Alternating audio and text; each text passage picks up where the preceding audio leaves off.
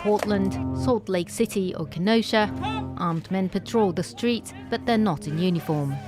We're out here trying to protect residents, we're trying to protect the innocent people. Self-appointed vigilantes are being seen more and more frequently at anti-racism protests. But what exactly is their goal? We went to Olympia, Washington State, to meet Peter Diaz, founder of American Wolf, a roving group of armed activists. We're just not a militia. But you have guns. Yeah, but I'm an American. Americans have guns. I refuse to sit back and watch my country be destroyed and dismantled around me. Members of American Wolf call themselves peacekeepers. Diaz created the group in late April to fight against anti-government protests that he claimed were led by far-left extremists. They want some sort of socialist or communist government, and so they're trying to change what our government is by destroying our country. They travel around the country, often staging counter-protests in Black Lives Matter hotspots, armed with what they call defensive weapons. So it's just a standard paintball? Pepper spray, a baseball bat, and zip-tie handcuffs are also in his car. These would be to detain somebody if need be, to prevent violence. Where are the police? Do you see any police out here?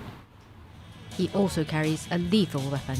So I'll put my hand like this, so it's not like my hand is on the, like this.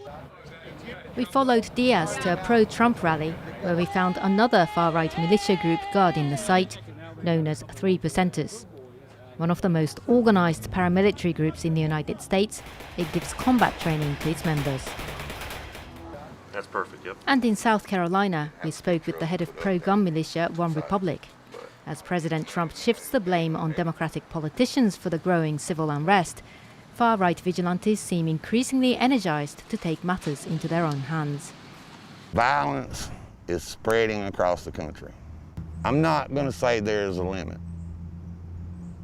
We want peace, but we are not scared of war. A recent survey showed 1 in 3 American voters believed their country to be on the brink of another civil war. We showed Truett footage of a deadly shooting by a 17-year-old Trump supporter that killed 2 protesters in Kenosha, Wisconsin. Anybody that can watch this whole video can see that it is self-defense. Armed militia groups are not illegal in the United States, where carrying a gun is a constitutional right. Fears of post-election violence are already rising as armed civilians have increasingly come into public view.